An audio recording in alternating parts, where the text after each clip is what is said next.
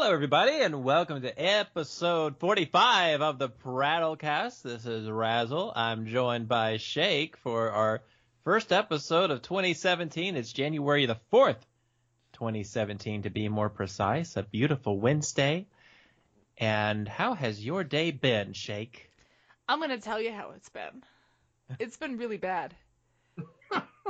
And, no, because it's funny that you brought that up, because before we started this, I was getting a beverage, and I'm like, I gotta tell him how bad my day was. Oh, my goodness. Like, my boyfriend has 2 cats. Yeah? And one just meows incessantly, as I'm sure people have heard on this. It just meows for no reason. And then you touch it, and it doesn't want you near it. It just wants to meow at you. And the other one's just a big fat fuck. A big fat fucking cat.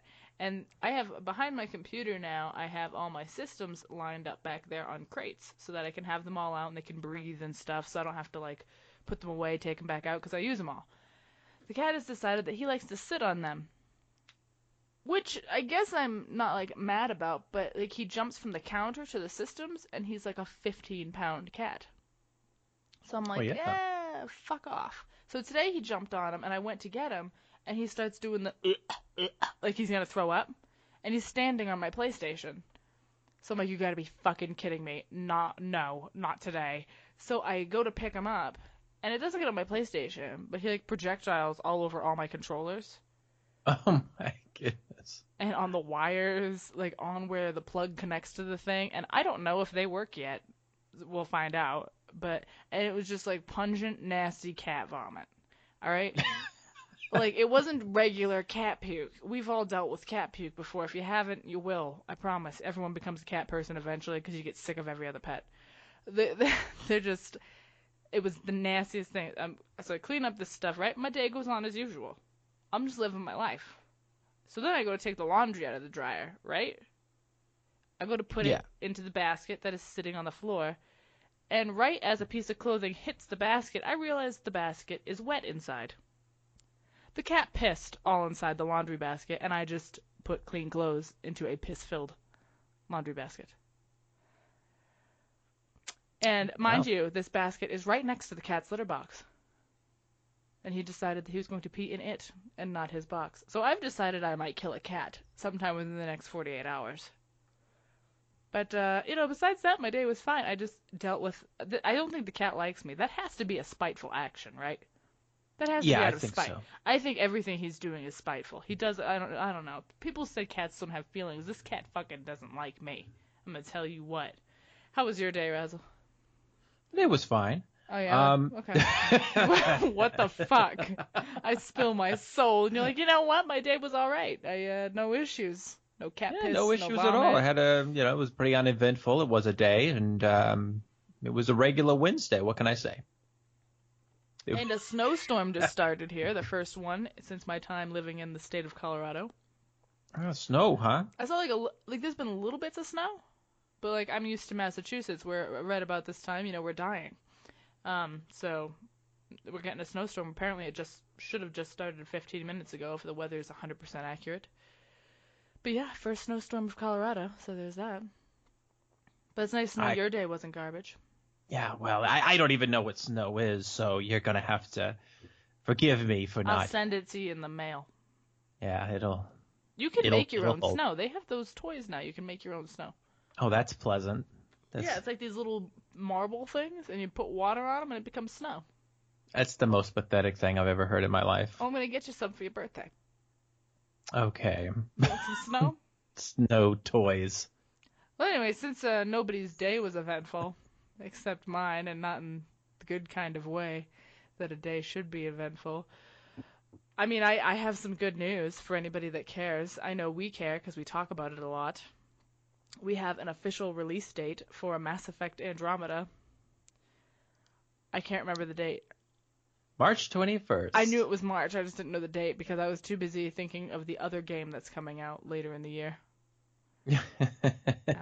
3 months after that, we get a Final Fantasy Online expansion, and my brain has been consumed with that since I received the news from a Twitter post. So yeah, I love your silence. No, Like, it sounded like you were going somewhere. no, I kind of got lost in my keep going thoughts for a from minute. topic to topic. Honestly, I just got like consumed with my thought of it. I'm just like, damn. But yeah, I don't Mass know how we Effect. get from we Mass... went from Cats to Mass Effect, and now we're Listen, on you asked Final about my Fantasy. day. I told you. You said nothing happened in your day. I'll All tell you right. what. Hold on. What All do you right. want? What do you want? We need a from me right topic because I am so lost right now. now? Okay. So Well, how do you feel about an announced date for Mass Effect Andromeda? I think that it's high about time that I we think had. it's too soon. I don't think it's too soon. I'm a I think little worried. I think it's a little late to be announcing a March release date, but other than that, I don't think anything of it. I added it to my Amazon wish list, so if anybody loves me, just saying, it's there. Because I can't buy that game right now. Yeah, I imagine the Xbox will probably get it first briefly on a preview program, and then the PS4 will be probably a week later. Well, it looks like I'll be playing the first 3 on the PC. Like, to replay them, which I've never done before. I don't know how I'm going to feel about it.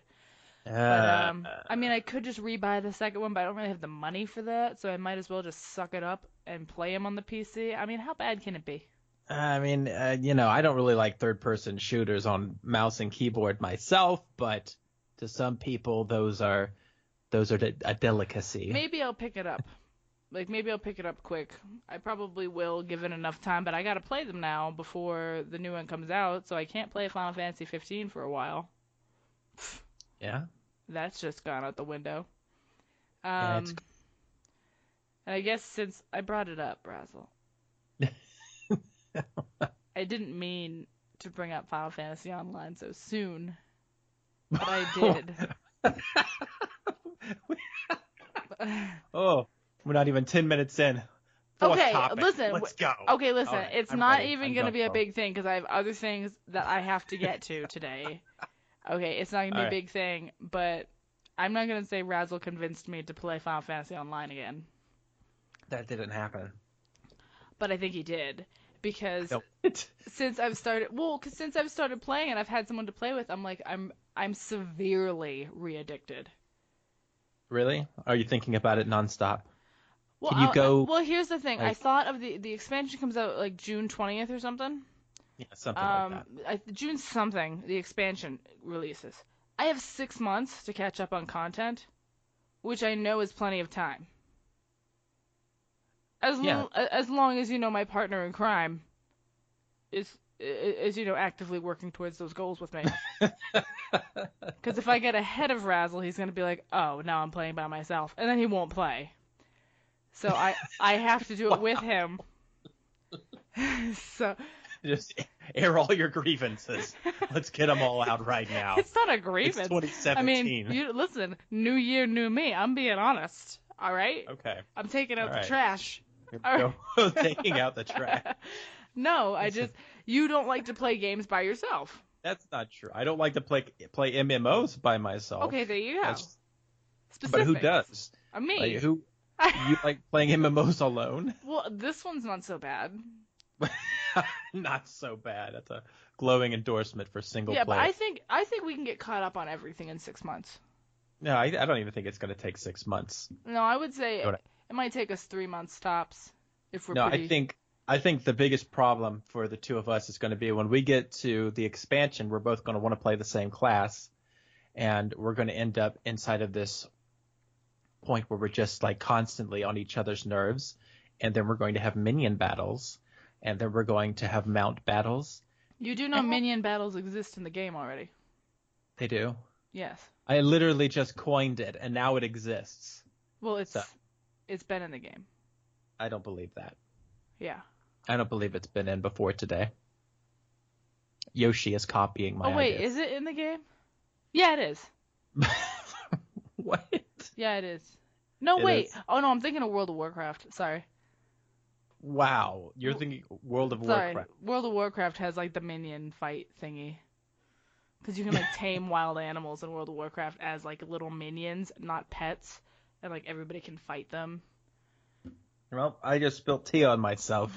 Well, definitely 2017. It's 2017. You rung in the new year in a very similar fashion. I believe you Pouring spilled beer all over alcohol all over yourself. Yeah, Like, I spilled beer within 10 everywhere. seconds of 2017, Razzle's covered in booze. It's like, oh, new year, nothing's changed. I'm just still here, man. It And was then the first minute. Yeah. my first minute of 2017 was spent blindly hating the first person I saw. So Yes. I too have not changed. I just like attacked somebody in Final Fantasy Online, and I don't know if we're friends. I don't know if we hate each other, but that's how I rung in my new year. Was just becoming someone's enemy. So it was 2 years ago that I last played this game that's called Final Fantasy XIV, or Realm Reborn. And so I started playing again. Now, last time I played it was probably March of 2015. And then I started playing it again last weekend. And I will say that it's very familiar. There are some differences. There are definitely some differences. Some things that the newer players won't have to endure, like the Golden Saucer having very slow MGP. I knew that was what you would bring up. I Oh, fucking yes. knew it. You have a gambling problem. No, it's not a gambling I problem. think you It's have an just, addictive personality. This is an I don't know. intervention. No, I don't think I have an addictive personality. Mm-hmm. I just think that I enjoy games when they improve elements. And I think they've improved the MGP for this game. They've improved the casino in Yes. Final Fantasy XIV, which, if you would travel over to Razzle's Twitter, I believe you don't have to scroll down very far to see his recent comments about the Golden Saucer, and you might also see that he has a problem. I don't have Go take a look at his Twitter. You'll see what I mean. I don't have a problem. But no, I've never been to the Golden Saucer. Like, I mean, I could probably find myself enjoying it now a little bit more, since I'm trying to be more casual, even though it's not working. Yeah, it's not working. You agree? It's really not working? No? I don't know. No, I think you're doing okay. I think I'm doing better. Like, I'm not degrading you when you play the game. I'm not attacking I'm also you. I'm not playing a bard, and when I was playing a bard back 2 years ago, you were very I don't want to say overbearing, but I will say you were overbearing. I mean, you constantly would bring up what I was wearing, my rotation. Even though I had a great rotation, you would constantly. I had a great okay, I'm not going to talk about it. Hey, this is 2017. It's time for honesty, right? Right, you're right. But I remember back in 2015, we were doing dungeons, and there would be occasions where I would be doing something, and then Shake would go to say something to me, because the way Shake plays Final Fantasy in the dungeons, in the higher level dungeons. Now, are we talking past Shake or new Shake? Was past Shake. Okay. Let's talk past Shake for a minute. Because I'm a new person now. Now, if you were playing a bard, then Shake was going to be watching you. She wasn't really concerned about anything else in the dungeon, because she'd done it a billion times before. But she's going to watch the bard. She's going to see what the bard is doing. She wants to know what the bard is using when they're using. And the thing is, I was doing everything right. And there would be these points where Shake would say, Razzle, why aren't you... And then there'd be silence, and then she'd say, oh, okay, I see. Never mind. She was so used to just berating me, playing a bard, that she would go to do it again, and then she'd realize I'd learned things, and she couldn't do it as much anymore. He'd learned from the beatings, and I was still stuck and wanting to abuse him. Yes, but see, now I'm playing a dragoon. Mm-hmm. And you don't know much about dragoons. I had a level 50 fully geared dragoon. You don't know much about dragoons. Okay. And so she doesn't watch me as much. And so I just kind of goof off. Well, no, I do watch. I'm just not, I've learned to, take a step back. I got myself, because when I used to play this game, I was very big into raiding. Which, if you're a person that plays MMOs, you know what that is. It's really big instances with large amounts of people, very hard boss fights. It's mostly boss fights. And, I ran my own raid group. There was a lot of yelling. A lot of friendships were made and broken doing raids, mostly broken. And they're very stressful. They're time consuming. They are horrible. And I was an elitist asshole. And now I've noticed that now I can look at the game, and I'm still really judgmental. If you watch any of the streams recently of us playing, I fucking can't stand tanks. I have a very big problem with them, but I'm not alone in it. Razzle also felt some irritations. I'm like, all right, I'm not being crazy. I'm not like overjudging. Like they actually suck. This is fine. This is good. I'm not being nuts. The only thing I've found that I'm still doing is like I told once Razzle unlocked Dragoon. Last night when we were streaming, we just unlocked our main classes in the game because you have to use 2 different classes to unlock a main one. And I told Razzle like, hey, just make sure you go through all your moves, reset your rotations. And I found myself paranoid that you weren't going to do it right. And my brain said he doesn't know what any of his moves are. He hasn't looked the entire game. Like, that's what my brain said, is like, he hasn't even looked at them. He's just fucking around. He doesn't know what he's doing. Like, my brain went off the fucking rails. So, instead of, like, flipping out, though, I was like, you know what? I'm just going to send you some information. I'm going to put some stuff together. And then do it with it what you will. If your rotation is fine, leave it. But it's just some information. So I wrote all this stuff in Discord, and then when I sent it, I felt like such an asshole after I sent you all that information. I felt like such a piece of shit. I was like, I just sent so much junk, and I even posted it on Twitter. I just felt like an elitist douche. Even though you said it was fine, I was like, oh. No, well, here's the thing. Yesterday, when we were doing this, because I'd never played a Dragoon, and so I had all these actions and things. And the thing is, I'm not really an MMO person, so I don't really understand the max minning and all of the min maxing or the rotations. I didn't even know what the word rotation meant until I played this game 2 years ago. And everybody kept talking about rotation. And I'm sitting here thinking, what do I need to like spin around the boss? What the hell are they talking about? Am I spinning? Am I doing circles around him? Somebody Or when people help. first said AoEs, I'm like, what the hell are they talking about? Area of effect. But yeah, so I have all these actions and all these traits and all of these things I'm supposed to assign to my action bar, as they call it. And I've got no idea what any of it does. I'm sitting here reading about it, and I'm asking Shake about it. I'm saying, well, okay, well, what's a good rotation? And by that I mean, should I do buffs first, or should I do these traits here that make these other traits glow first, or what? So no, I asked for that information. So I felt, much as you said earlier of past Shake, I felt like that wave of information was overbearing. I got so upset with myself that I showed it to Josh. I was like, do you think this is too much? I was like, do you think this is too much? He's like, no. He's like, you just look like you know what you're talking about. I was like, but I wish I didn't know this much. Like, I've noticed playing it now that even though like I haven't really played it for about the same amount of time that Razzle has. I just don't. I kind of looked at it every now and again, jumped in, played it for a couple days, and then left. I still know where everything is. I know every single place up and down, and it disturbs me that I know a game like that inside. I didn't even know World of Warcraft like that. Like, and I played WoW weird, forever. We've been leveling together, and by together I mean I'm usually a couple of steps back. Like, we could start off at the same place, or I could start off 5 levels ahead, and in 3 hours' time I'm way behind. And I don't get that. Like, I'll notice it, like, because I'll just be going with you, and I assume we're in the same spot, and then I'm like, oh, where are you? Because Shake knows. Not only does she know every quest line, she knows where every hard-to-find item is. She knows how to make her way through mazes in this game. And so she'll just be waiting on me somewhere off in the boondocks.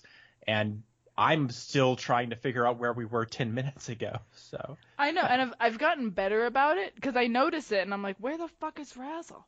And it's like I said, if you watch the streams, like if you go back, I say it more like a million times. I'm like, where are you? Or I'll be like, are you done yet? And like we started something at the same exact time, you know, same speed. There's times when I even walk away or I go and do something else for a minute, and somehow just with it's like a reflex, like it's just this fucking knowledge. I don't know why my brain decided it was gonna store everything from Final Fantasy in there, but it's like, you know what, you're gonna need this. And then Razzle suggested I make a job of it. So I'm looking for the market to just train people in this game. I need to show everybody the ins and outs. It was also suggested to me today that I do like YouTube videos on it, which like that's such an oversaturated place. I couldn't do anything there. I just want to be. I think you should do a YouTube series about you just railing all the tanks that you're grouped with. Every tank ever. Just. Like, here's a list of every tank I don't like. Let me tell you why. Yeah, I don't have a good experience with tanks at all. It's not good. But I've been really excited to get back into the game. I wasn't because they did that free weekend, which I know we had talked about on here prior. I don't know when we did, but I know we did. It's been exciting to be back in it, and I'm excited that like I actually decided to resub because I really wasn't sure if I was going to, but then I'm like, yeah. And then when I saw Razzle get on this Griffin mount, which you can only get from the expansion, I was like, he has returned with me. I don't have to travel this road alone. Because I didn't think you'd resub. I thought you'd just play for the weekend and be done with it. No, I'm still here. For now. We'll see. I gotta like keep him immersed in the universe. But I gotta get my Valentine's chocobo again. Yeah, that's next month. I know. I'm ready. It'll be easy. I gotta be ready for that. Yeah, and then next year I've got to get my Santa costume because everybody else has one. And your Halloween outfits. Oh my goodness. There's lots of stuff. Every holiday brings something new. But that's enough on this Final Fantasy world. That's fine. I'll probably I have don't know more anything on about Final Fantasy. Once so they, of course I'm playing the one race that would annoy Shake, and I think that's partly to help her get accustomed to being a casual player. See, the thing is, not only did so many unexpected things happened, though. One, Razzle played a Lalafell, warned me that he was playing a Lalafell, and then actually did it, like a son of a bitch. I warned you. Yeah, it doesn't matter. You warned me that you were being evil, and that's not right. You don't do that to people. And then he continued to play the damn game. Like, there's so much, like, I just have to, listen. I'm totally getting used to being casual, but the Lalafells just enrage me. I'll probably change to a dragon after a while, because I didn't have access to that when I first created a character. Well, the dragon people are better than the crotch sniffers. As Razzle has dubbed them, crotch sniffers. Yes, the crotch sniffers. It's a good name. But anyway, fine, enough Final Fantasy, because I'll just keep talking about it. It'll just keep going and going. I have something that I know I wanted to bring up last week. And we didn't have time, but we have time this week, and I don't know if it's even gonna be a long to do. But I was listening. Oh my God, there was animals going on? in my throat. Oh, you've got hairballs. Yes, I'm turning into a cat. You think you could make hairball candy? You can make your own candles out of your own earwax. I did not ask about that, but I'm very happy that I know that now. Thank you. There's a kit you can buy. Let's go back to what you were saying before, because I don't want to go down this road. This is not the road I meant to turn off on. I was listening to a friend of mine's podcast, and they were talking about Star Wars and how they had gone to see it twice and how much they hated the movie. And he's a really big Star Wars fan. So we're talking about the new movie, the truly new movie that's out in theaters. No. No. No, I'm talking about Star Wars 7. Okay, Episode 7. Yes. Okay, so they don't like Episode 7. Nope. Okay. Hated it. Wow. And how he described it is that he loved it until he didn't. Loved it until he didn't. Yeah, okay. Because he said for him it felt like a carbon copy of A New Hope. He felt like it was the exact same movie with new characters. I mean, it definitely is a... there were a lot of parallels there. Homage. And what's the word? Homage? Is it homage? Homage. I think it's homage. Yeah. The H is silent. But there are a lot of parallels there, but he felt like they weren't being very original in their idea with the movie. He felt like they just repeated what has already been done in the Star Wars movies. Which, after hearing it, I think I can agree that, yeah, it does seem like it is the same story, but because you have different characters with different personalities than the prior characters, it does change things a little bit. At least for me, it did. No, I mean, I don't really see them as genuinely parallel, but there are enough things in them that they have very similar arcs. There's enough things where you can be like, oh, these are very similar movies. But I mean, he didn't like that. He did not like all the parallels to that. He wanted them to be more original. Fine, that's an opinion. I thought it was fine. I was okay with it. I think I had already mentioned the whole Luke Skywalker was standing at a grave when you see him at the end. You didn't mention it on the podcast, I don't think, no? Oh, well, hello, podcast. I'm mentioning it here. Yeah, there was, I didn't actually hear that from him, but I heard it from, I had read online, I think. I don't know where I read that. But then I looked into it, and there's a lot of speculation that Luke Skywalker is at, like, his wife's grave. And that, so he just stays with his wife. And that, like, he, like, just is in mourning over this woman. But I could never see Luke Skywalker being in a relationship. Like, I just can't. It's too hard. It's just, I just couldn't see it, but he is at a grave. So Luke, that's interesting. Cause Luke, do you want to watch a movie tonight, Luke? No, you asked the impossible. No, he just, like, I mean, that does kind of explain, like, his fucking demeanor when you see him. Like, he looks broken. And then you see that he's at a grave the whole time. So I thought that was interesting. That opens up a lot of ideas. No, it's probably like Lando's grave. Oh my god. Lando would have a much more beautiful area to rest. He wouldn't just be out there with a disgruntled Luke. On an island with Luke Skywalker. And an interesting thing that was in the movie is, I know you're not a fan of Daniel Craig. Okay. You don't like him, correct? I can't think of a Daniel Craig movie I like, no. Okay. And you also find him unattractive, which was a conversation that I think we had an argument about a while ago. He's in the movie. He's in the Star Wars movie. Yeah, I know that. Oh, I didn't know that. Yeah, I knew there was like some celebrities who made cameo appearances. Well, you don't ever see his face. He was just like the stormtrooper that Rey mind controlled. Yeah. And then he's gone. Gone forever. He was only there because he was like making a movie in the same place or whatever the fuck. I don't know. Wow, I thought I was giving you like riveting new information. I read an article way back, like a couple of months back, where it mentioned celebrities who made cameo appearances inside of Star Wars. So yeah, I was familiar with that one. I just haven't thought about it in so long, and it's not really something I'm just going to remember. So it's like, whatever. yeah, I remember hearing that. I remembered. Another thing that was brought up that I actually like didn't entirely notice 100% the first time, but now that I'm thinking about it, it seems ridiculous, is that Rey is good at everything.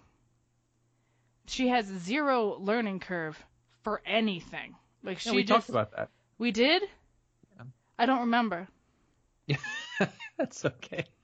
But she is, like, she knows how to fly the fucking Millennium Falcon. Like, she's just like, whatever, I can do this. Okay. Han Solo doesn't even understand how it works sometimes, and you just know everything about this fucking ship. Okay, whoa, no. If we're talking Star Wars about characters who just randomly know shit, what about Anakin Skywalker in the prequels? Does Anakin know anything, though? That motherfucker was over there flying ships as a kid, so don't even start here with her. But I think he was a slave. He had, like, a lot of time with He had a lot of time.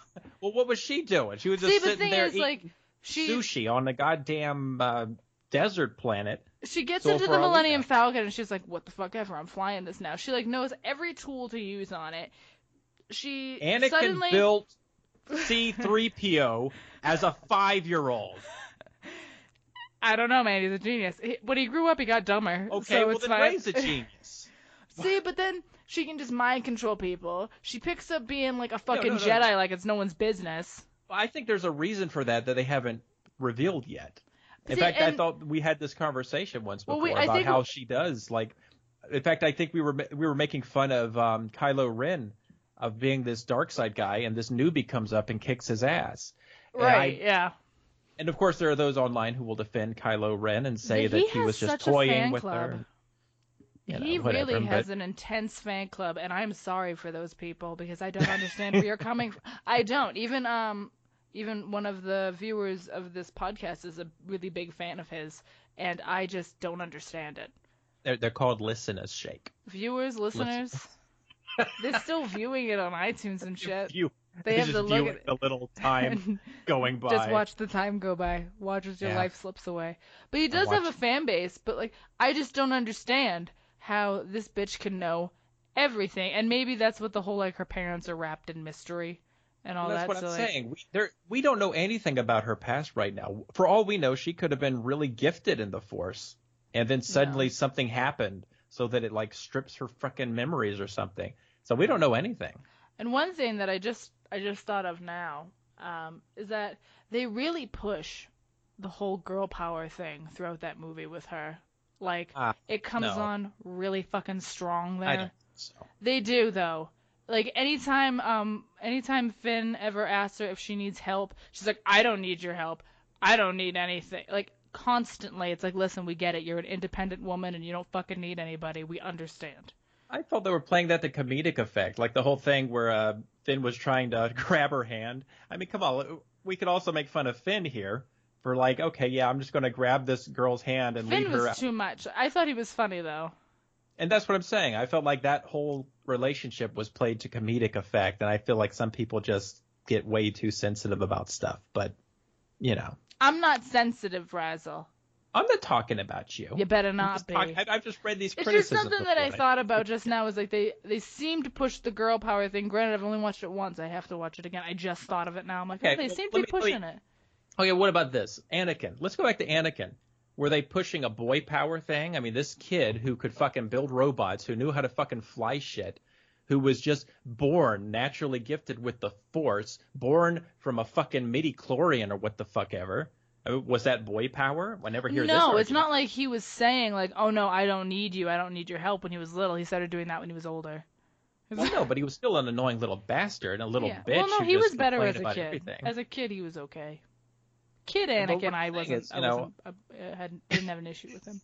But Anakin Skywalker as a character is such, I don't know. I feel like if we're going to go after any character in Star Wars, we need to start there. And we need to completely demolish that one before we even touch Rey. Partly because we don't know enough about Rey. We don't know where Rey comes from. We don't know her background. We don't know why she's gifted in the Force. We don't have any of this information yet. We're all just kind of picking at these small things in the first. We're picking at straws here. We're just like, I just need information. I mean, help me. Because hey, you know what? Spoiler alert out there. If the people out there haven't seen Star Wars before for some fucking reason, but in the original trilogy. Hey. Leave us alone. In the original trilogy, like if you were to judge everything you know about Luke, Leia, and Han from A New Hope, and that's it, like if you're just judging them based on that one movie, then you don't even scratch the surface of these characters. For one thing, you don't know about Luke and Leia being siblings, right? Okay. True. You don't know much about the fucking relationship between Chewie and Han. You don't know much about the whole fucking Rebel Alliance or Darth Vader and his whole fucking story arc. I mean, we could sit here and just talk about Darth Vader being this, oh yeah, look at this completely unoriginal concept of a guy all in black, completely removed from everything. Oh, he's just a robot or something. Who cares? And we could just say all these things. But if we watch the trilogy and we watch the whole arc play out, and it takes on a whole different life, and we understand where Anakin Skywalker comes from. We understand where Luke comes from and where Leia comes from. Yeah, because if you Han. just watch the first movie, like you don't give a shit about Darth Vader. You don't care. You just think he's a bad guy. Like me, I love Darth Vader. I just hate Anakin. I like Anakin when he becomes Darth Vader. I don't. You like masks. I know. Well, no, okay, it's not just that. It's just you liked Kylo until he took off the mask. Oh yeah, Come now on. I can't talk about it. No, but like I grew to really like Darth Vader, and then in the end when he like it's like he has that change of heart and he looks at Luke, I was just like, oh fuck, damn it, and I really felt for him, and I was really upset when he was gone. Like I was like, he was like, because he wasn't a bad guy to me. I didn't see Darth Vader as a bad guy. I couldn't anymore after like I knew him. I just couldn't see him as a bad guy. But if you only watch one movie, you're like, oh, that's a fucking bad guy. But I would tell you, no, I disagree. I don't really know about that. I don't really know if he's all bad. I'm just saying, I think he's got a heart. Just saying. Oh, but my whole point in all of this is that I don't feel like they were overly pushing a girl power or whatever with Rey. And if they are eventually, then okay, fine. We'll watch the whole trilogy and then we'll have a better understanding of what's going on. But I don't feel that way. And I think that female characters in sci-fi or anywhere are always going to have a more uphill battle, because I've noticed that no matter how you write a female character, especially if you're writing a lead character, people are going to criticize her a hell of a lot more. If she's got too much power, then they'll rail on that. If she has any slight weakness, they'll rail on that and say how they're suddenly judging all women as being weak and all this other stuff. You're oppressing us. Yeah, but that's what I'm saying. I think that there are two different sides to this thing, and they're both fucking stupid. Whereas I'm like, just create a fucking character, enjoy the character, and move on. I think Leia is a fantastic character. Oh, I love her. And she's a great, and okay, what would you say to people that say that she's pushing the girl power thing? Because if we go back to A New Hope, do you remember when she was originally perceived as, oh, look at this damsel in distress, and suddenly she starts to save herself? Because when they go to get her out of prison, Han and Luke suddenly take a back seat because she's rescuing herself. She takes over that fucking mission. She just kind of leads the group. She's like, we gotta go. Exactly. And if people are watching that, they say, oh, well, look at this girl power narrative. To me, that's no, a I stupid wouldn't say argument. that because she's not forcing that. She's just like, well, I gotta get out. It's time to go. That's it. She knows that she's got to get the fuck out, so she goes. Exactly. And that's what I'm saying. She's a very sassy character. Our little Leia's very sassy. But no, I just feel like we need to watch the whole trilogy before I have to rewatch it and see because I thought about it and like I felt that way because of how I just like pictured it, but it's been so long since I've seen it. I gotta rewatch and see. I do remember Rey always looking very angry though. Rey always looked mad. Well, maybe she has a reason to be mad. She was on that fucking planet by herself for goddamn so long. Well, whose fault is that? Sitting there waiting for your parents like a dope. They left. But no, I liked Rey a lot. I think that Rey's a great character. But granted, my favorite character in that film was Finn. Finn's great. Finn. I mean, he kind of annoyed me at first because I'm like, stop, just stop it, please. Like he was too much. But then I grew to love him. I'm like, you're a good guy. He gave stormtroopers a personality that I wasn't ready for. I was like, no, stop this, please, don't do it. But one other thing that was really upsetting to realize is, for those of you who haven't seen it, we lose Han Solo in the movie. Yeah. And when my friend saw it in theaters, that is the moment that he decided he was done. So he didn't see it coming, or did he just... He kind of saw it coming from the moment he came on screen.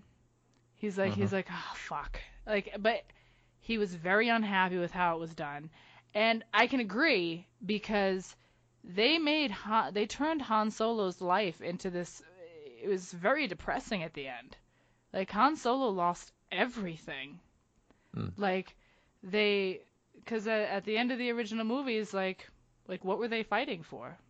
Everything's back to shit. Nothing's changed. Literally, I think that in itself is sort of an interesting lesson in life. Yeah, it's like it's just like you sit through the first 6 movies, and after seeing this one, if you go back and rewatch those, sitting through it was all for nothing, and that makes them so much more depressing. It's like, okay, all this all work. for nothing. I mean, could it have been worse if the Empire survived? Could it have been worse if Vader was still around? Could it have been worse if the Emperor was still around? Well, probably. But it's like it's like everything's just being reborn again. It's like it reset, and it's like, well, they just did all this fucking work, and then after that, like, Solo loses the Millennium Falcon. He loses his woman. He's not with Luke anymore. If we're talking about Han Solo as a character, I feel like that almost stays true to his character, though, because Han Solo was really his own worst enemy in a lot of ways. I mean, he's a guy who goes from place to place. He never struck me as a guy who was going to settle down anywhere. I mean, he even had trouble at the beginning of joining the rebellion. He was ready to hightail it out, but then he got brought back because of his friends and everything. And, I mean, if you look at every friendship and relationship he has inside of the movies, I mean, it doesn't really surprise me that he would end up a loner with Chewie, obviously. Well, he's not really But, alone. I mean, no, it's just he seemed like he was at a place, at the end of the last one that like he because he obviously loves Leia to pieces. Well, I think that maybe they did have some good years there, but I mean, it doesn't mean that everything's always going to turn out wonderful, But it's still so fucking sad. Like, the Millennium Falcon's gone, your woman's gone, all your kids are gone, and then you get the Falcon back. Yay, you give him that. You bring Han Solo's spirits up because you can see he's like fucking pumped to be in that Millennium Falcon. Like that is his fucking home. And then he sees his son again, and what does his son do? Sorry, Dad. You're just dead. Like, you give Han hope, and then you fucking rip it away. Every character is going to die eventually. Now, could he have died in a more heroic way? Maybe, but then again, he did die trying to save the people he was there with, right? I mean, he was a distraction. Granted, Chewie blew that when he started. Well, Chewie got a little angry. Chewie was like, oh shit. I think it's a genuine passing of the torch moment. I mean, we don't really know the full Han Solo story. No. So he probably had some great years there, but eventually life turned sour. It's just such a sad ending for him. But just because you defeat the Empire doesn't mean everything's going to be roses, especially if you're bringing back characters for another trilogy. I mean, what the hell is it going to be about? Like, pieces in the galaxy. Let's talk about politics. Let's turn this into Attack of the Clones again. No, it is upsetting though to see that it's like Han Solo kind of just, he fell. It's just sad. Well, I mean, I think most Star Wars characters have like a tragic end. If we look at all of them. Yeah, Luke's looking like a fucking hot mess about now. Yoda, Obi-Wan, Anakin, Palpatine, Padme. We're going back to the fucking prequels. Well, okay, do we really want to say that Anakin had a bad ending, though? I think that's up for debate. Okay, here's the thing. When he was young, he became Darth Vader. He gave up a pretty damn good life. He betrayed all his friends. And so, yeah, he does turn back to the light. But in the end, he probably felt that too. Because he was responsible primarily for really fucking over a lot of people. But I think almost in the end, even though, like, I think for a large chunk of his time as Darth Vader, he was totally about what he was doing. I think in the end, like, he had to find some peace in being able to talk to his son. And sure. I think he got something out of that. So in other words, he is the opposite of Han Solo, because Han Solo is a guy who dedicated his life to the rebellion, but in the end kind of got fucked over, right? And then we have Anakin, who spent the majority of his life really fucked up, and then at the end got his shot at redemption. So which one was the better life? Maybe that's the true question, right? Well, I guess in a way, like, it almost, I mean, in a way, could it be? Well, I mean, I think. I mean, Anakin loses his lady. He doesn't get to watch his kids grow up. He betrays his best friend. I know, these are all things he did to himself. He was a tragic character. Yeah, like he destroyed his own life. But, like, I don't know. I mean, no, Han Solo isn't tragic in that way, but Han Solo in the end, his kid gets all fucked up. Possibly because of things Han Solo did as a father. We don't really know. Well, there is that whole conversation, well, not really a conversation, but that back and forth with Leia where she's like, you do know you are his dad. Like, he wasn't there. So he obviously, he stepped out somewhere along the line. Yeah, he probably did. He pulled a Luke. Maybe I'm seeing it as more depressing because I love Han Solo. I think everybody loves Han Solo. I think that's the test of humanity. If you don't love, so sad. It's just so sad to have, like, when you meet him, like, everything's gone. He kind of looks bad. Like, he's just, like, he's all over the place. And then he starts to get things back. He sees his woman, sees his kid. He's got his Falcon. And then he's just like, bye. Then you left Chewie alone. Fuck. Yeah, I think that was the saddest part, was Chewie being alone. It's kind of like seeing a dog who loses his best friend, and he's just kind of still there. Now he's got no one. Yeah. He's by himself now. Yeah. Well, I guess he's not. He'll probably stick I around with Rey because. Well, I know so they finished filming the next film, so we know Carrie Fisher will be in the next film. But then after that, there will be no more Carrie Fisher in Star Wars. So one thing Who I think knows I've if been they had thinking an about, intent for her to be in the ones after anyway. that's what I'm curious about. Like It's at this interesting. point, because if you're the writer and director, because let's talk about it. If you're the writer, director, whatever of the movies, and you had a whole arc plan where Leia is in the third film, and maybe it ends in such a way that she has to be in the third film, do you go back and re-edit the film so that you write her out of the film? In other words, kill her off or whatever? Or do you leave her there and recast her? Or do you leave her there and just explain her absence in the third one by word of mouth? You can't recast Leia. Well, I'm just asking what you would do. Well, I think, okay, well, the recasting would be weird because I don't want to see Carrie Fisher in a movie when I know she's not alive. You know what I mean? Could you just see, they would, I bet you they'd cast Lindsay Lohan. Oh my God. It'd be And Lindsay put the Lohan. makeup on her. Ooh, Lindsay. With that fucking smoker's voice. Oh my God, There you kill go. me. I wouldn't want to see a recast because she's passed away. To cast her in a new film after she's passed away, that seems weird because they'd have to use her name if they're using her likeness, right? Wouldn't they have to do that? No, I'm talking about the third film.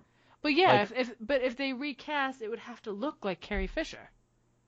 Yeah, I mean, they would probably have to have some similar look to them, yes. Yeah, I don't know. That would be creepy for me. But I don't know if I'd do that. I would try to find a way to write her out because at this point in the movie we've seen, Okay, but she doesn't hold what a I'm real asking, foothold in the movie. So obviously, if you're writing her out, that means one of two things. Either you re-edit the movie that hasn't been released yet so that you write her out that way. So in other words, find a way to exit her from the films. Like, okay, for instance, you could have her, if she was ever on a ship in the movie, you could have an entire plot line suddenly pop up where that ship is attacked and destroyed, and you have characters reacting to that, maybe end the film on a funeral or whatever. Or you either write her out in the next film, so leave this one untouched, but then in the next one, you just explain her absence by word of mouth, by characters saying, yeah, Princess Leia or General Organa is off doing so-and-so. I'd probably do word of mouth. It seems weird. Maybe it's just because, she just passed away. I don't want to write in a funeral. See, I don't really care to see them kill the character. Yeah, I don't want to see that just because she's gone, kill the character. Right. No, I think out of every option I'm being given here, word of mouth would be the way to go for me. And in fact, there's a way they could do this. If you remember back in the prequels, in the very final prequel, they had an idea at one point, if I'm not mistaken here, to bring back Liam Neeson as a ghost so that he could teach Obi-Wan how to do that. God, but then they just kind of write it out, because if you notice on the ship, somebody walks up, I think it's Yoda, goes up to Obi-Wan and mentions there's an old friend who wishes to speak to you about something, and they never really follow up on what that is. Oh. But yeah, it's like, in fact, I think he even says Qui-Gon or something like that, and he says yes, he's come back from the other world. It's like, how is that possible? And so you kind of get the idea that they're learning how to do that through that, even though you don't see Qui-Gon. Huh. So. But yeah, I think they should do word of mouth. Word of mouth would be the way to go if she does have a major foothold in the second movie. Usually the second film will end on a cliffhanger if it's anything like the other two films. Yeah. So what if Leia is a key part of this cliffhanger? That's hard. Okay, to give you an idea, let's put it in the same vein as The Empire Strikes Back. Let's put her in the Han Solo type role, where Han Solo was obviously frozen in carbonite. Fuck. Okay. Yeah. And so Leia is, let's say, captured. And so in the third film, would you write her out by having that ship destroyed, or would you write her out by just saying, oh yeah, we rescued Leia? That happened a while ago. Honestly, you know what? I don't think there's a good way to go about it. There isn't, and that's why I think they're in a really tough spot. They are, because there isn't a good way to do it. There's no way that they're going to be able to do this that's going to feel fluid, because if you start editing up a film and cutting it up, you're going to be taking away from the movie. And I don't think they want to do that either, because this 7 was so... people loved it so much, they don't want to fuck this up, so they can't just cut her out of it. I don't think that would be appropriate, and I don't think they want to do that to her. So, I mean, really, like, yeah, they could blow up a ship, but I don't think they want to do that. You're just killing off a character to kill them off so that you don't have to explain anything. And word of mouth is going to sound weird too if she's like an integral piece at the end of the movie. So, but I think there's not going to be a good way to do it, but the fans are going to be understanding either way, I think.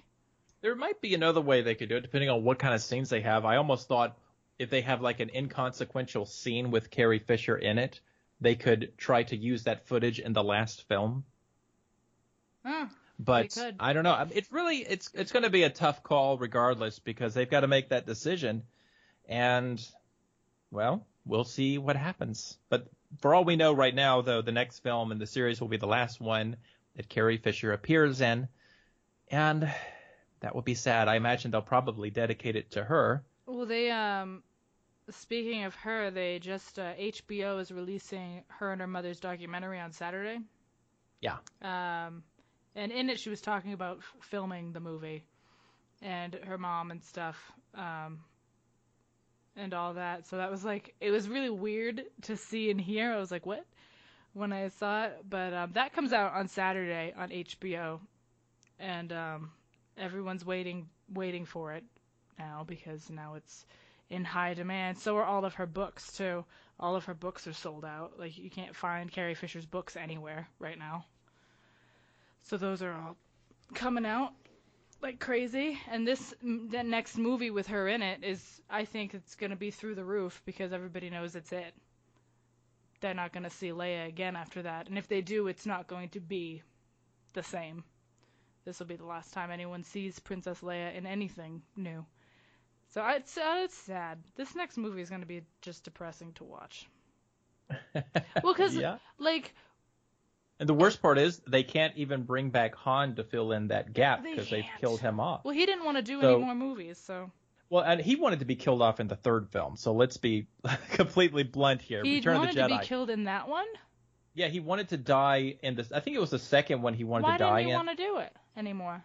You'd have to ask him, but I know that he wanted to kill off the character. That was his thing. Like, he thought Han Solo should die in the second or third film. Did he not like it, or... No, I don't think that's it. I think that he thought that would be a good idea for the story. Well, he's wrong. But you'd have to ask him. But I know that that's what he wanted. Like, he wanted the character to be killed. So it did not surprise me in the least when they killed his character, because I'm like, that was probably Harrison's idea. I bet you that when they approach Harrison Ford, he'd be like, fine, but you have to kill me off. It's like, yeah, I'll do another one, but let me die. Well, that means that the third film, the only possible classic character, because we don't know if he dies in the next one or not, but that would be Luke Skywalker, possibly Lando. Maybe they could bring Lando in. I mean, they could. Because why not? I love Lando. I think Lando would be great. I know that he's going to hate him in the Han Solo movie that will be released. Mm-hmm. Lando, the character anyway, the younger Lando. But, yeah. Yeah, but the next movie's going to be sad because it ends like you see Luke and Luke doesn't look like Luke anymore. He looks all fucked up. It's like, oh, hi, Luke. Like themselves anymore. Like, no, but he's just like, Leia looked really good. Like, she was just doing her thing. Like, she's just being a boss. And you're like, yeah, like Leia looked how, like, I expected her to. I'm just like, yeah, you got it. Han kind of looked all right, too. He just, Harrison Ford has aged. But Leia looked really good. Luke just looks beat up and broken. And that is how the movie ends. And I'm like, oh, fuck. And then, like, Han just died. We don't know if Luke knows. Luke probably felt it, though. Well, yeah, I think Luke feels a lot of things. He looks like he's been feeling things his whole life. Didn't Leia react when Han died, or am I crazy? Yeah, I think she did. Yeah, I think they both felt it. So, like, they know, but, like, nothing is explained. So we're going to have to deal with... Because there's going to be a fallout from Han. There has to be, because it happened so suddenly and then everything goes to hell. There's going to be a fallout from Han Solo dying. If there isn't, I'm disappointed. But the thing is, I think that after the second one, they should be focusing on the newer characters anyway. Absolutely. I don't think that... And so that's why I'm kind of like... I'm hoping they didn't end it in such a way that it's hard to write her out of the third one. Because I think the focus should be on these new people, not the older cast anyhow. Well, yeah, I appreciate them being in it, but they don't need to be the centerpiece of it. Because even watching the the last one, I didn't think that Han and Chewie were a centerpiece to it. No, they were more like the Obi-Wan Yeah, they caretaker. were like those little since it side was characters, and you're like, I like you. You guys are just nice the to one have. guiding them through the galaxy. Yeah, like they were good. And Leia was there for a minute or two. You know, you see R2 and 3PO, like, you see them, and you're like, all right, these are all my people. I remember all my people. You're good. And then there's just Luke at the end, like, hi, guys. It's been a rough couple years. I gotta talk to somebody about it. I don't know where it's gonna go. I think it's gonna be sad. I don't want sad, but I know I'm gonna get sad. Anyway, that's all I had on that. And I had two like weird little things that I learned that I don't know if you know because you like have so much more knowledge on this stuff than me. Did you know that the man who voices James Earl Jones, is that who voices Vader? Yes. Did you know when he didn't speak for most of his like childhood? Yeah, he had a stutter. Do you know how he got rid of it? I don't remember. His his English teacher noticed that he never spoke in class, and but he always kind of lit up whenever poetry was being read. So he pulled him aside one day after class and asked him, you know, what the problem was. And then hearing him speak, he had a horrible stutter. It took him forever to get through a sentence. So he began to understand. He's like, okay. But then he asked the boy to recite his favorite poetry, and he didn't stutter at all. So then he asked everybody in the class to just write a poem about anything you want. It's whatever you want to do. So James Earl Jones wrote a poem about a grapefruit and how it was the best grapefruit he'd ever eaten. But it was written really well. It was just really well written. So the teacher told him one day, he's like, hey, I'd like you to come to the up front of the class and read this, which nowadays teachers wouldn't do to a kid that has that kind of problem. But he's like, oh, I need you to come up and read this. And he was just like, oh, no, I'm not doing that. And he's like, well, then I guess you didn't write it. So he accused him of plagiarism. And he's like, well, if you're not going to read it, you must not have written it. So James got angry and really mad, and he went up to the front of the class and read the entire poem without stuttering. And he never stuttered again after that. He went into theater, and he never stuttered again, all because of his English teacher. We never would have had that Darth Vader if it wasn't for that teacher. I'm just imagining Darth Vader reciting a poem about a grapefruit. This grapefruit is the best thing I have ever eaten. It's weird. So we need to get someone to do a Vader voice, and they just read that Then poem. he can just talk about the circle of life with Simba. Please, no. It's too much. I think somebody should take the Lion King and just add the respirator to any time that Mufasa speaks. No. Everything the light touches. And add that little no. mechanical clang to it, Oh, perfect. That would ruin the Lion King. Or just overdub it with Darth Vader lines. I thought it was cool though that he could have very easily never been anything if it wasn't for that happening to him, for a teacher taking notice and trying to help him shine. He could have been nothing. Could have never came into this world. So I thought that was cool. Another little thing that I learned today, and I don't. How do you feel about Woody Harrelson? Woody Harrelson. Oh God. Wait, Woody Harrelson. Am I thinking of the right person? God, he's in Zombieland. He's the guy who's looking for Twinkies. Oh yeah, the guy from Cheers. Yeah. He was in Cheers?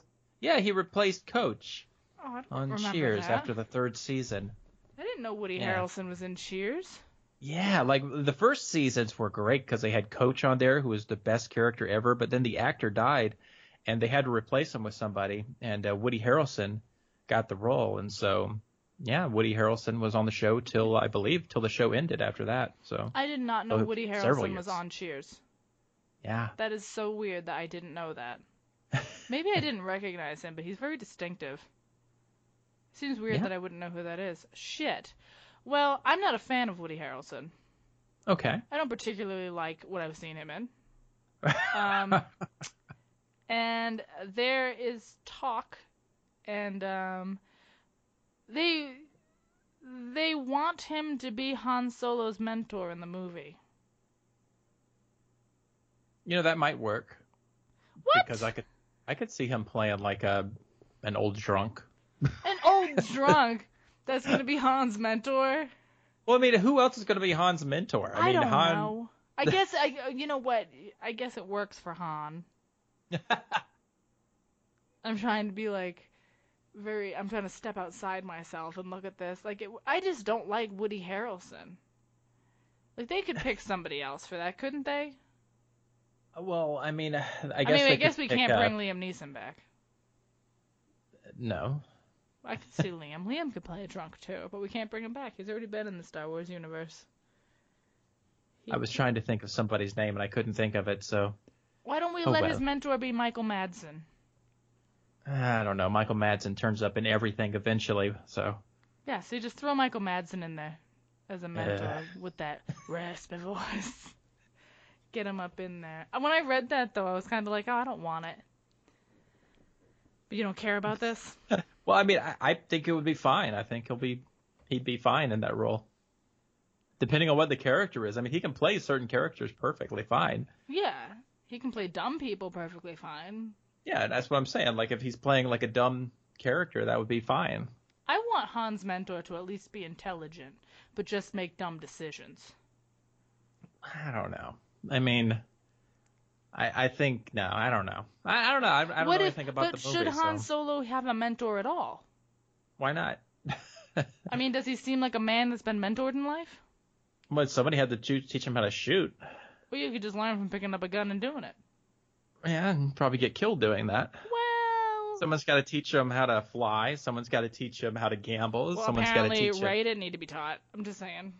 Well, of course, because we don't know anything about Rey. I know. I'm just saying from where I stand right now. I'm just saying. Nobody had to teach Anakin either, but, you know. Listen. Maybe Rey's just the new Anakin. Deep down. You know, this is what I think that part of that theory about her being a Skywalker, which is probably not going to be true simply because it's so prevalent. But the fact that the Force flowed so well within Anakin, Luke, and Rey, because remember, Luke caught onto the Force extraordinarily fast too.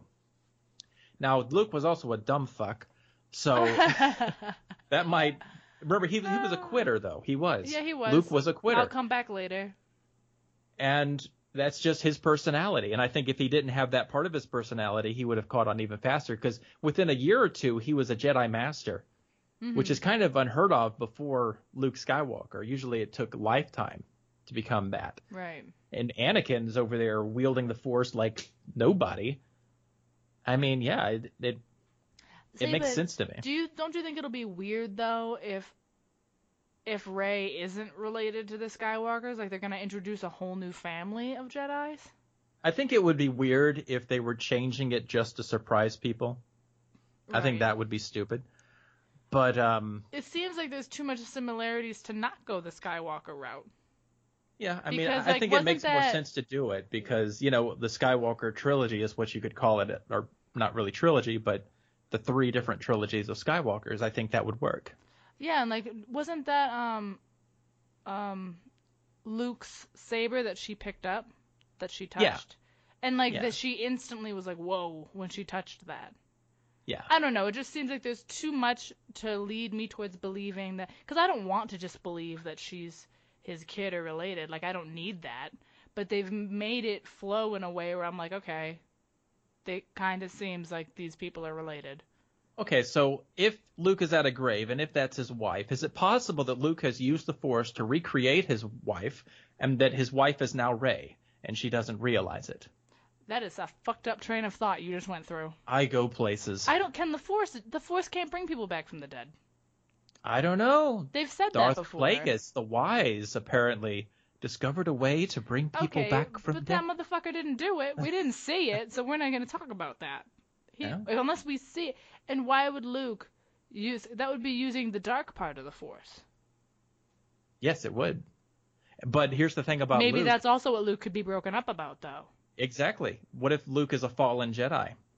That's something that we haven't talked about. What if he's made a mistake and that's why he's isolating himself because he knows why he's else done would something he? horrible? Like he's isolating himself away from his friends and everybody. Maybe there's Isn't the Order just looking for him though? Don't they want to find him and kill him?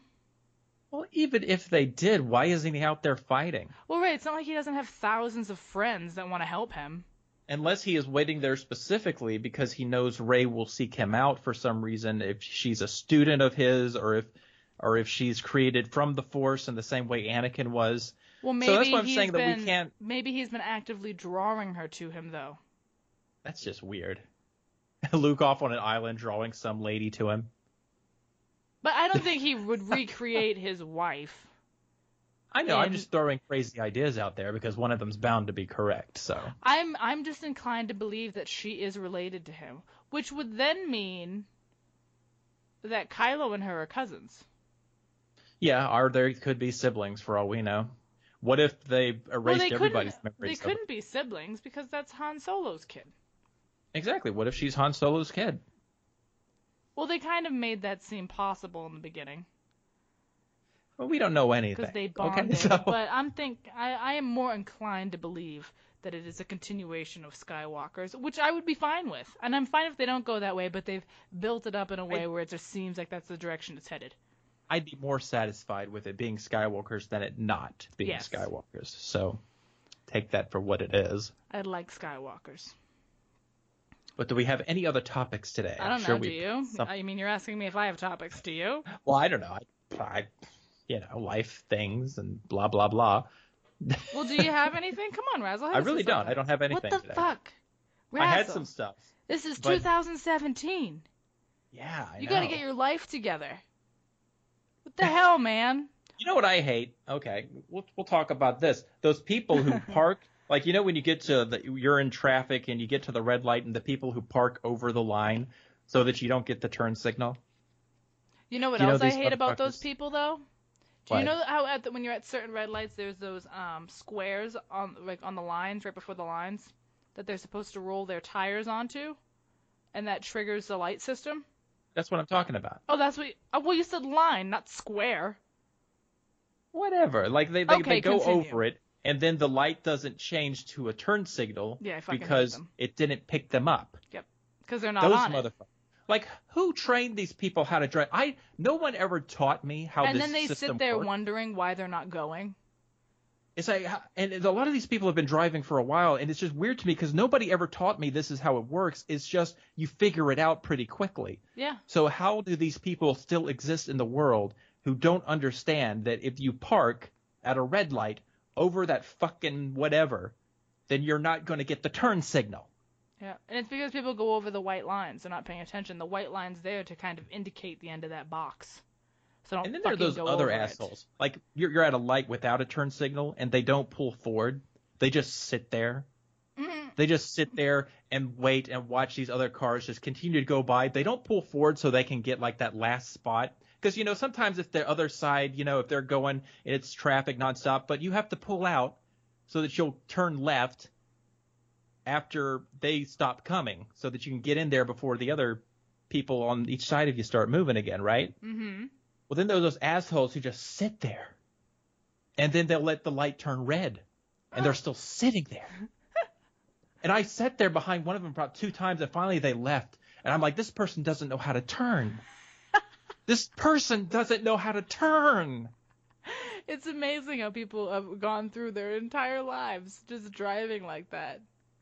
I had a similar experience with somebody that did that. I was on like a side road in between these 2 shopping malls, and it was like a long line of cars, and I'm like, oh, must just be some traffic. And I saw a school bus up ahead, so I'm like, oh, it's fucking kids are getting out of school. It's a shitty time of day.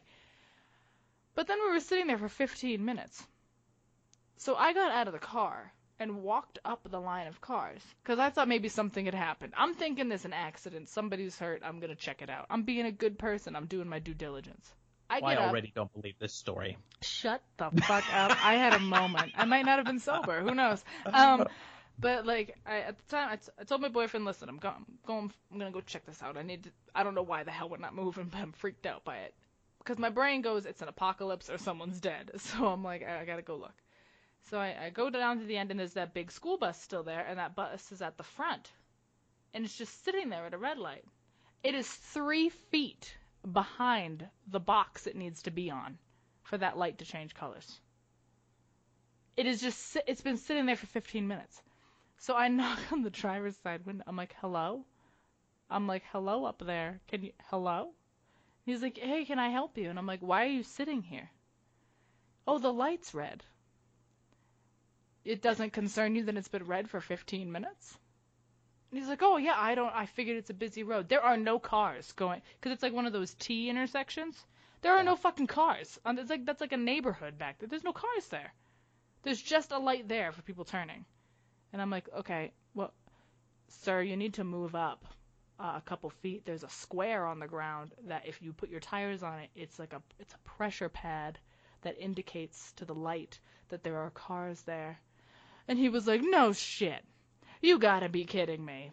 He's like, that's not real. And I'm like, it has been there my entire life. Get the fuck He out literally of was here. like, get the fuck out of here. Like, he did not believe me. He thought I was fucking with him. And I'm like, no, sir, like, gotta move the fucking bus. I have somewhere to be. Move the bus forward. And he's like, really? And he like fucking shoves half his body out the window to see it. And he's like, oh my god. I never knew those were there. And I'm like, how the fuck have you? And this is a bus driver. They tend to be older. He was in his 40s or 50s. And he was just like, he's like, oh my god, I never knew. And I'm like, yeah, buddy. Fucking move up. I gotta go. And I never thought I could meet someone that stupid. But there are people that just don't know this, and they don't teach it to you in school, in like driver's school and stuff, because it's common fucking sense. So 40s and 50s are older? Well, they're older. They're not young'uns. 40s and 50s are older, not old. Like, you're not like jumping off bridges because you're old yet, you know? Right, so what about the people? Like, let's say you're pulling out of a mall, you're pulling out of a store, and you're wanting to turn left. All right, this person wants to turn left. And they're just parked here, trying to turn left, and it's the busiest fucking highway in existence. Is there a light, or is it just like one of those turn left? No, there's no light. There's no light. Those are rough, though. Those lefts are rough with no light. Okay, they may be rough, but you know what you do? You pull out right, and you turn the fuck around. You don't hold up the whole damn line because you want to turn left like a fucking asshole. Okay, see, the thing is, I do hold up the line when I turn left, but not in the way that you're thinking, so don't snap at me. Oh, I might snap. All right, well, see, what I do is if I'm turning left and I see that it's busy, and I know there's no other way that I can go to get where I want to go, like, in a quick time, and I don't have the time to take a longer route, I'm like, all right, I got to do a dick move. What I do is, if after, like, a minute, I would give myself a minute or two tops. If nothing fucking happens, I will pull out into that traffic on the other side and just pray to God no one hits me. Well, no, that's what I would prefer they do. That's what I do. Like, I mean, granted, I'm not like pulling out when a car's gonna smash into me, but like once I see an opening, I'm like, all right, I'm gonna take up this lane and then the next lane, and eventually they're gonna fucking stop because it's gonna get annoying. So then I can go. I'll just take up the fucking road. I don't care. Like I'll just slowly peep my way out. It's doubly worse, the people who do this and they want to turn left out into an immediate red light, and so that road is never clear. And so they're just sitting there, and I'm sitting there behind them with my arms folded, just shaking my head, hoping they look in the rearview mirror so they can see me looking at them with my judging eyes. I don't understand the people who don't understand that you can turn right on red. Yes, that's also unless there is a sign indicating not to, even though most of the time people don't listen to that sign. Now, granted, I don't really have a problem with that where I live. Most of the people around here understand that pretty easily. No, I live in Massachusetts. Well, I don't live there anymore. I lived in Massachusetts. Nobody understands anything. Everyone's a piece of shit. Like, the right on red thing, people would just fucking sit there. Or people would decide, after sitting in a lane for a minute, they're like, oh, never mind, I want to be 2 lanes that way, so I'm going to cut off traffic for 3 minutes as I fucking maneuver across this highway. See, that's the other thing. The people who drive like they're in a big city when they're in a small town don't do it. The people in a small town, they're not used to this. They're not used to you wanting to jump out in front of them. Because here's the other thing. In a small town, you don't have to do that. You don't have to do – you can – I swear to you, it is – there's like one other person on the road with you. You don't have to cut them off. Yep, you can wait. You can – But they're all acting like they're fucking driving around in New York City. Yeah, I don't do well. City driving stresses me out. I can't do city driving for very long, if at all. I get really angry because I hate everybody and I think everyone's an asshole. But then I get so angry and frustrated that I start driving like an asshole, and then I understand. And then I'm like, well, I just need to get off the fucking road. I can't be here anymore. I fucking hate it. I have something to tell you Okay. about something that happened in the great state of Georgia. Oh, well, we have time, I suppose. Oh, no, we've got plenty of fucking time. Let me tell you something. We've got time. A couple was just arrested today. Oh, wow. Yeah. Amazing. Doesn't story. happen a lot in Georgia. $21,000 worth of meth was found in their child's diaper bag. Oh, is that all? Is that all? Do you know how much meth that is? Yeah, it's a little. You're fucking boring. I can't stand you anymore. I thought that was crazy. I've heard crazier stories than this. That's fucking nuts, though. Like, they're just driving around with their kid. They had their kid with them, and their kid's food and stuff in the diaper bag and everything, with $21,000 worth of meth in there, too. That's fucking insane. Like, people do that. They, like, hide shit in the baby's diaper and shit because they don't think anybody's going to look in there. Diapers? Yeah. Oh, you're nasty. No, that's what they... I'm not nasty. I'm not nasty. saying I do this. Well, it's happening in your state. You're it's nasty. not just my state. It's every state, believe me. Oh, that's gross. I thought that was real fucked up when I read that. Like, if you're a meth addict, I just want to understand. I need to understand that mindset. If you are addicted to meth, why then are you having children and spending your meth money on them? Like, why would you bother having kids if you're addicted to meth? Meth is like a lifelong thing. That might as well be a baby. So why even have real kids when you have meth? I don't know if I just promoted drug abuse or not. I don't know what you just did. I'm just saying, why do these people have a kid in the first place? Like, what compelled them to go forth with that plan of, like, yeah, let's raise a baby together, but also upkeep this meth addiction that we have? Like, wait, how does that work out? I don't know. You have no opinion. All right. I'm sitting here listening to this. It's quite interesting. It's just, what can I say? I have an imagination that runs wild, so I think of these things. Well, I don't know why I write this stuff down, because Razzle just, to everything. What am I going to say to that? No I don't know. Would you choose meth or the baby? Would I choose meth as a baby? Meth or the baby. Oh. Hi, instead of a child, can you give me a bag full of meth? I don't know. It might be more interesting to have the meth. It would be. I could, like, build shit and then not know how to use it. I could, like, hook up with my physics teacher. What? What? We could, like, build meth. What? Oh, okay. I thought you meant, like, hook up, like, have sex with your physics teacher. Yeah, that's what I meant. Absolutely. Let's go have sex with physics teachers. That's a thing. I'm sure somebody does it. There's probably, I think it's a fetish. There's probably like a kid in high school who's really into their physics teacher. No, I don't know what color bandana it is, or handkerchief, but I know that it's out there. Coral blue. Coral blue. Coral blue. No, it's got to be more of a physics color, so it's got to be like a... Coral is totally a physics color. I don't think that's a physics color. Okay, what would be your... You know... What's your physics color? I do know Bill Nye's got a show coming out soon. On Netflix. Yeah. I talked about this. You did? Weeks ago. When? On the podcast. I love how I say when after you say weeks ago. When? When? Weeks ago. Let me repeat. What? Please define. Where? You suck. I don't remember this conversation. Are you sure we had this conversation? Yeah, I mentioned it. And you know what you said? What did I say? Mm-hmm. That's probably why I don't remember. Yeah, he doesn't. It's weird. We do a podcast together, and he doesn't listen to me half the time. He's just sitting there drinking tea and spilling it, and just like. Mm-hmm. I'm just sitting here having my alcohol. I'm in a podcast drinking my beer. Like he's just not. I'm here alone, essentially, with on the other side. Yeah, Bill Nye does have a show coming out on Netflix. Yeah. Yeah. In case anyone forgot about it. Yeah, that is nice coming you hadn't mentioned about that. Yeah, it's nice that I brought it up when it was relevant, but it's okay. Yeah. I'm proud of you. This is our last podcast if no one picked up on. Oh, we're done now? Okay.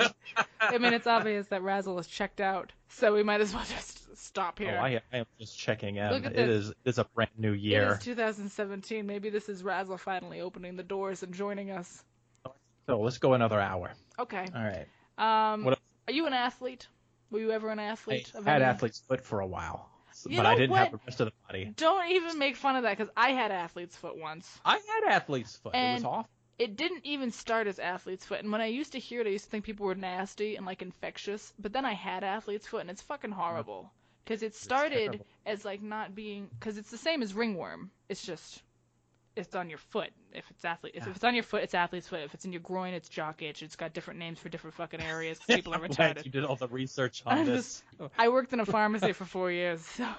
You know more about this than you do Final Fantasy Online. Anyway, if you need help with your jock itch, give me So a what ring. did you use on? What did you use on your athlete's Listen, foot? When I had ringworm first, and it's like a perfect ring on your leg, so I thought I got bit by a tick or something. Like I thought it was on your foot. No, it started as ringworm. It was on my leg, and it was a ring, because that's what it is. I don't know where this conversation's going. And then it traveled down to my left foot. It booked a reservation in your foot. Yeah, and my foot got really itchy, and like skin was falling off. And I didn't say anything about it because I don't know. I thought it was just like because it was. So were your feet becoming craters, or had it gone away before that? No, it was like it's like my skin was falling off, and then like one day I was cutting my toenails, and my whole toenail came out. Your whole toenail fell out. Yeah, and it was like it's gonna sound really gross, but there was like pus and stuff, and it was nasty. So I thought my foot was rotting off.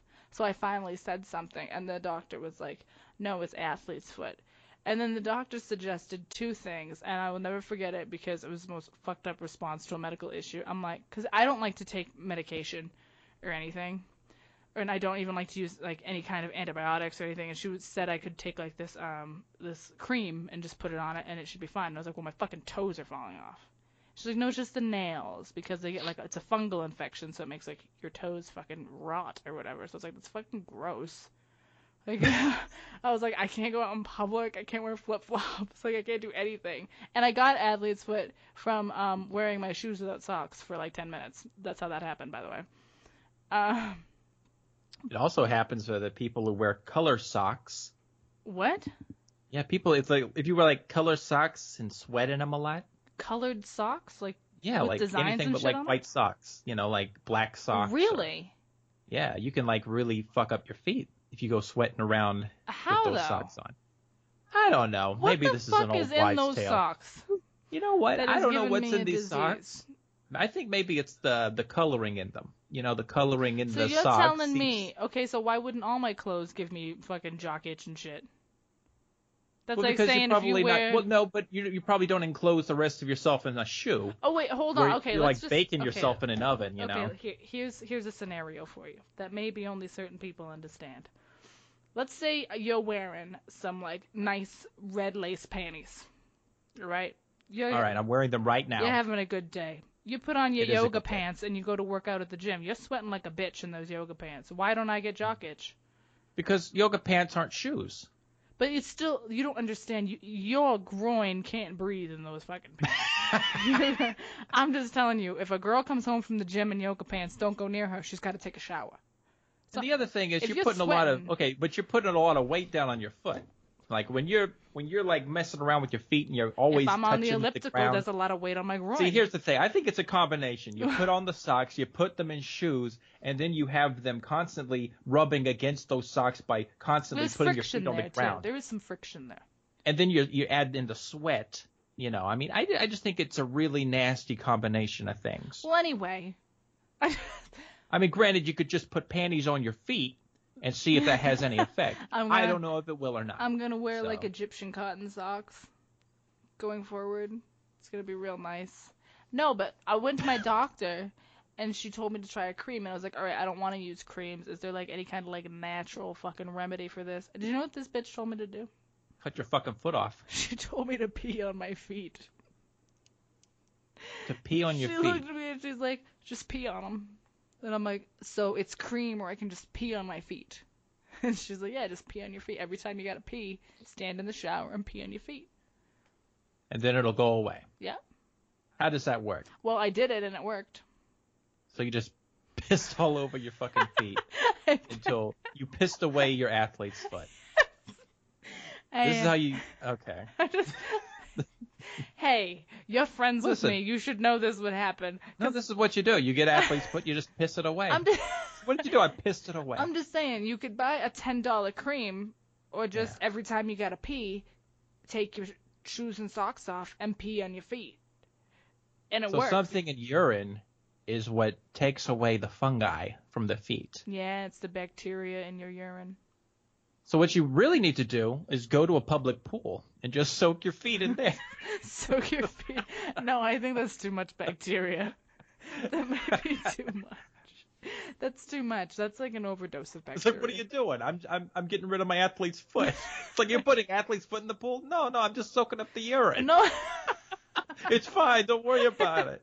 No, it's really contagious, though. It's like, I'm doing this because I couldn't afford to put panties on my feet. So don't worry about it, okay? I couldn't afford to put panties on my feet, and I didn't want to buy the $10 cream, so I came down here to the pool. What the hell And the is thing wrong is, with though, you? while I'm doing that, like, I'd have to be sitting there with, like, some ice cream truck food to show that I have money to, like, eat, but I just didn't want to buy the cream, so I'm here at the pool. It's like, yep, it's just me here at the pool, getting rid of my athlete's foot. So, guys, whenever you have athlete's foot, just stick your feet in the urinal. You'll be No, fine. that's filthy. Just piss on your feet. I know it sounds bad, but, like, if you're, like, a home remedy person like me, just pee on your feet. Now, you know the people who say, okay, so apparently it's better for you if you never wear shoes. You just walk around barefoot everywhere. I have heard that. That was on a show on what is it? The what's the Discovery Channel? Oh God, the guy Cody something never wears shoes, and he's with a military guy, and he never wears. Back. I'm just saying he never wears shoes, and he hasn't worn shoes for like 10, 15 years, and his feet are like really nice and supple. Yeah, I think what happens is your feet adapt to it eventually, Yeah. and so it's easier for you to like even run over rocks and shit.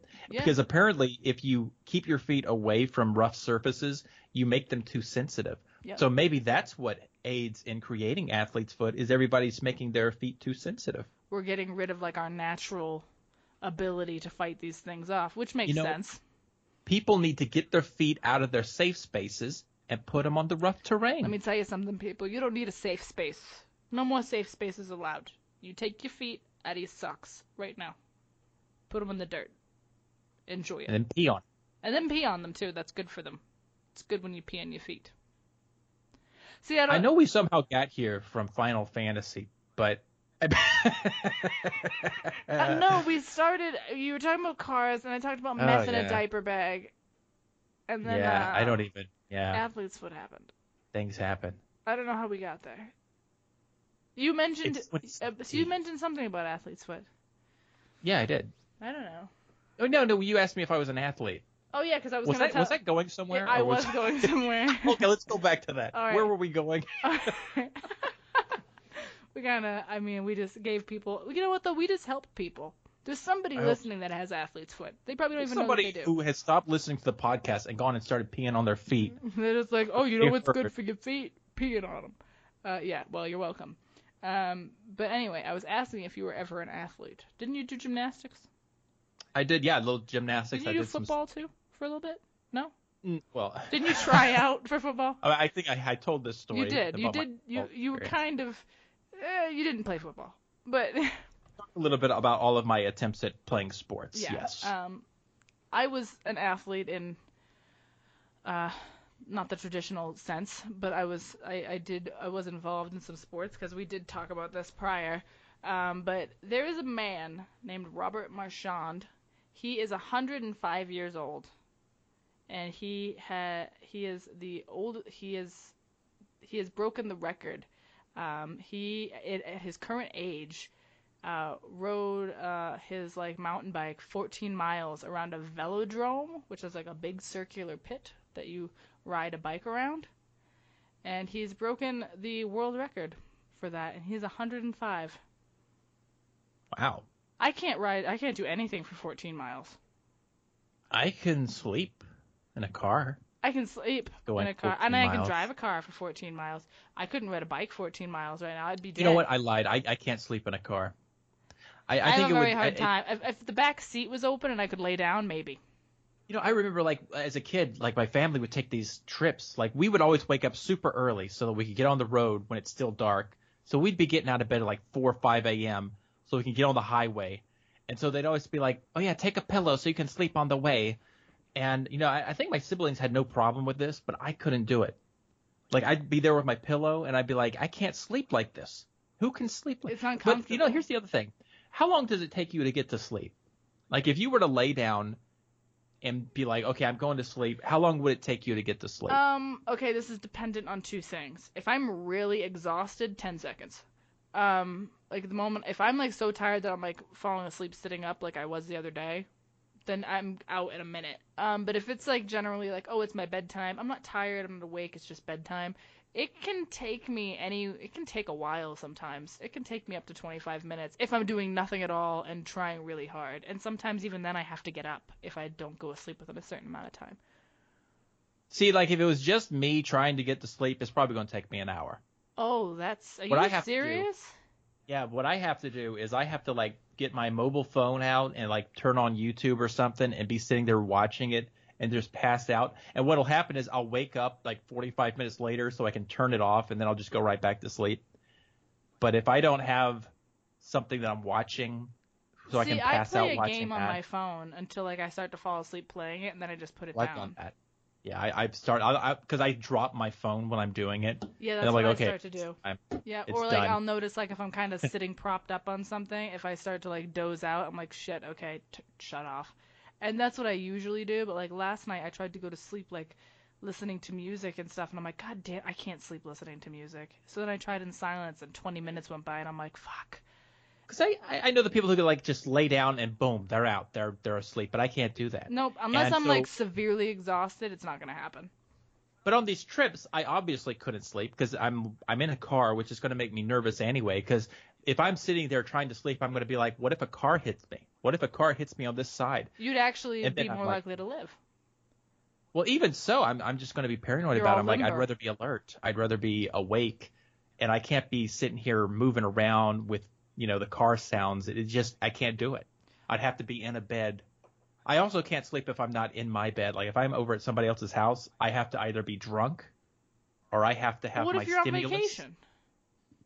That's what I'm saying. I'll have my phone. That's what I have to do. I have to have my phone. It's like your comfort thing.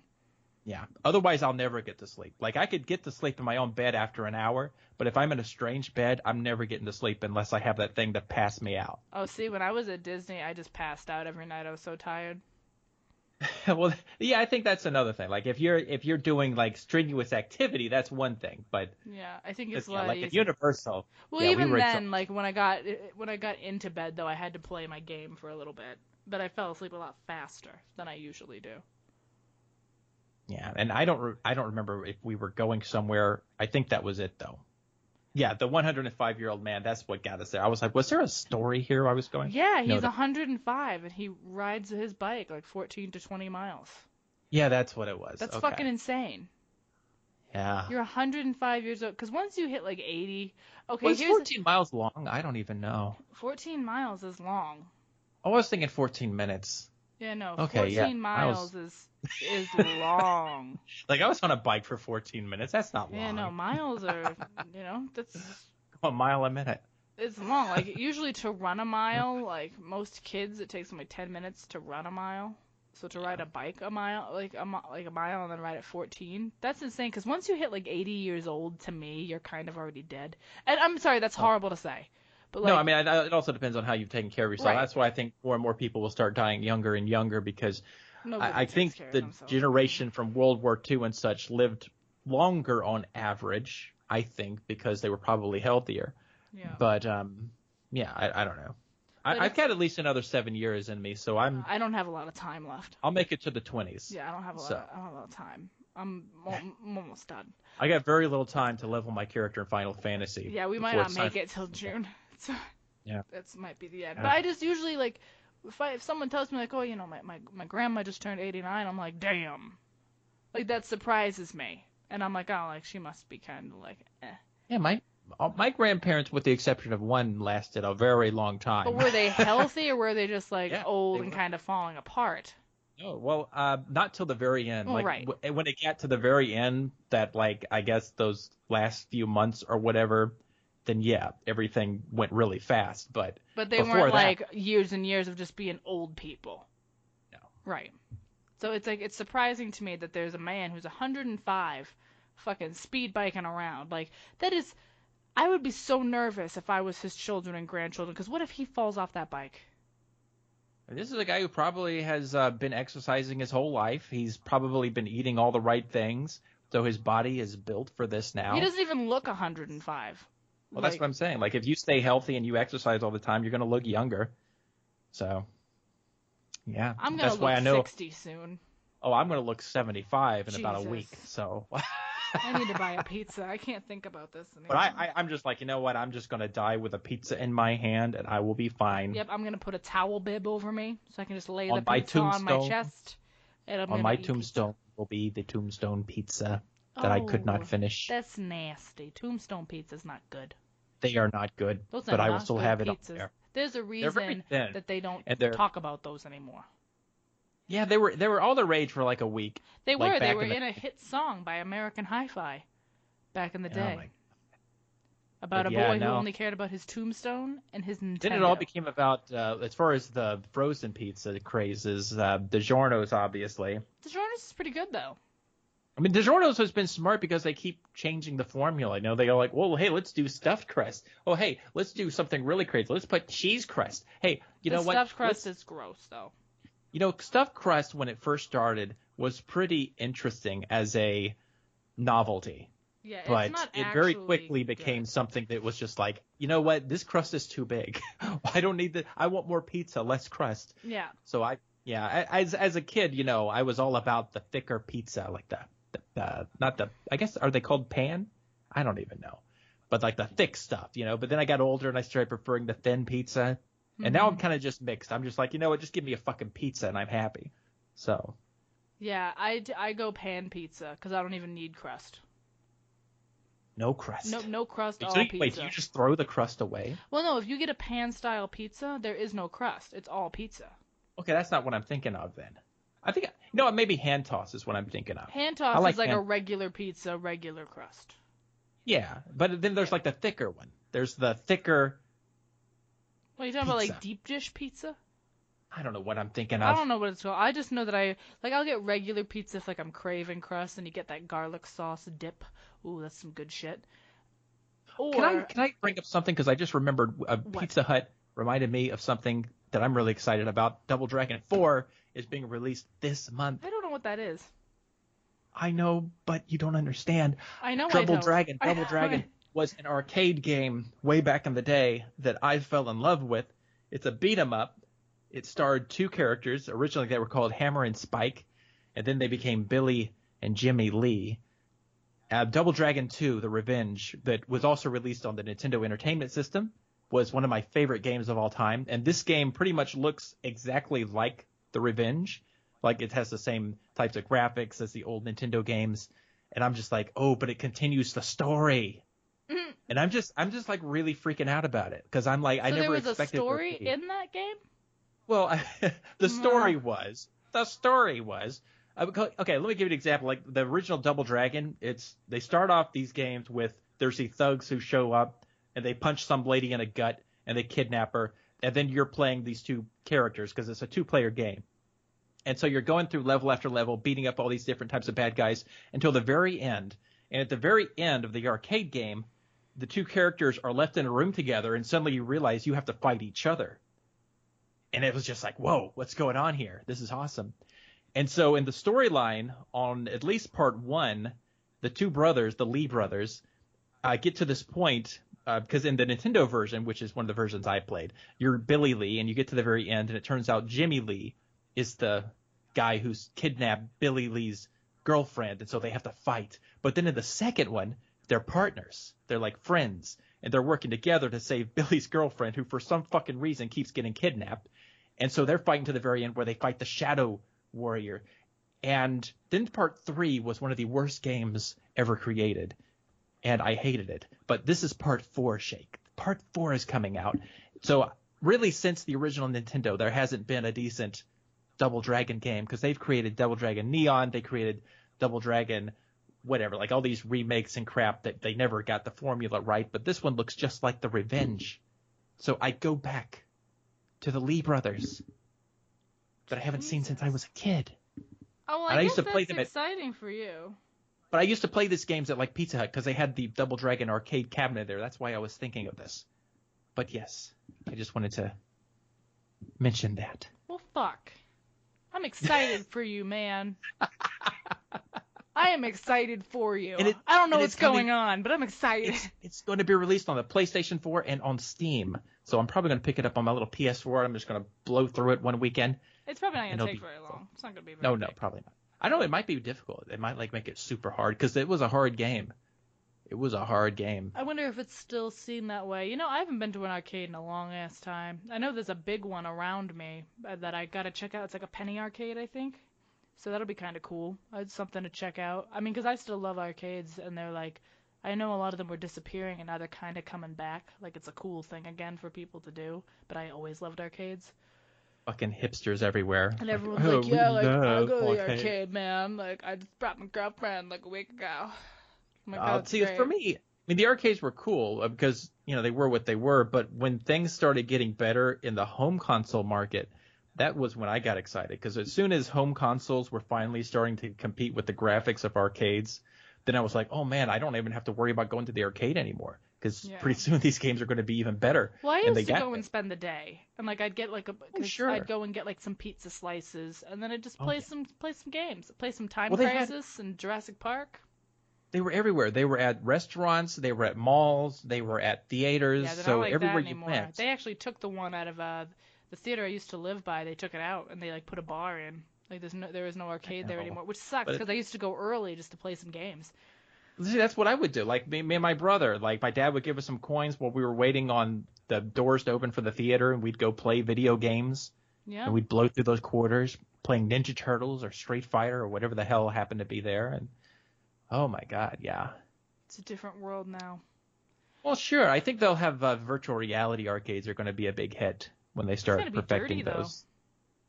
Dirty? Well, yeah, putting headgear on a bunch of people, that's lice.